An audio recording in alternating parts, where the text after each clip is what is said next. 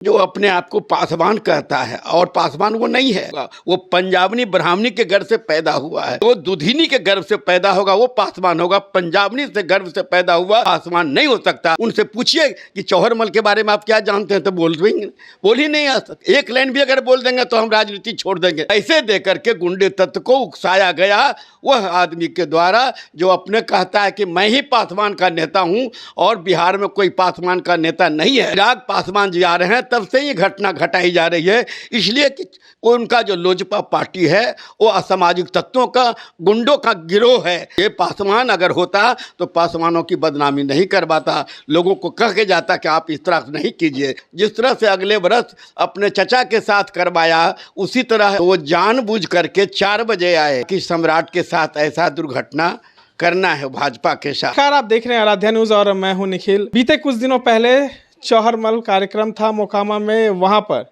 BJP के नए प्रदेश अध्यक्ष सम्राट चौधरी जो इस बार लगातार चर्चाओं में हैं और एक कुशवाहा समाज से बड़े चेहरे निकलकर सामने आए हैं। इनकी सभा को जब वहां संबोधित कर रहे थे तो कई विरोधी नारे लगे। इस सभा के राष्ट्रीय अध्यक्ष हमारे साथ बैठे हुए हैं ब्रह्मदेव आनंद पासवान जी। इनसे हम जानेंगे क्या कुछ हो गया वहां पर।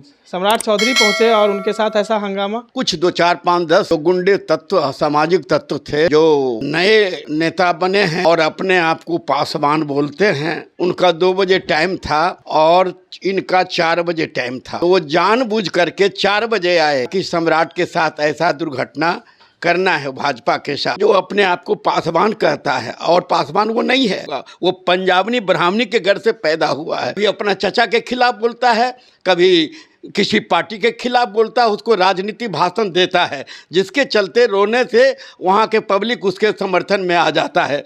और जिस तरह से अगले बरस अपने चचा के साथ करवाया उसी तरह सम्राट चौधरी जी के साथ हुआ। ऐसे देकर के गुंडे तत्व को उकसाया गया वह आदमी के द्वारा जो अपने कहता है कि मैं ही पासवान का नेता हूं और बिहार में कोई पासवान का नेता नहीं है। वो दुधिनी के गर्भ से पैदा होगा वो पासवान होगा, पंजाबनी से गर्भ से पैदा हुआ पासवान नहीं हो सकता। चिराग पासवान पर है कि वो सम्राट चौधरी के जो सभा था उसमें उनके विरोधी नारे लगवाए। हाँ, वो नारा लगवाए ही नहीं बल्कि उकसाए भी और नारा लगवाए भी कि मेरे अलावा जो भी दूसरा बार आएगा उसमें ये गुंडे तत्व है जो मर्डरर है। मैं नाम नहीं कहूँगा, उस पर केस चल रहा है, मर्डरर है। वैसे आदमी को इन्होंने अपने जो नेता बनते हैं और लोजपा के वो गुंडे तत्व के द्वारा ऐसा हमला करवाया गया ताकि ये जाने कि अगले बार चाहते थे कि मेरा चचा यहाँ कुछ नहीं मैं नेता हूँ, इतना चाहते सम्राट चौधरी भाजपा कुछ नहीं है, लोजपा सब कुछ है। कल पशुपति कुमार पारस भी बोल रहे थे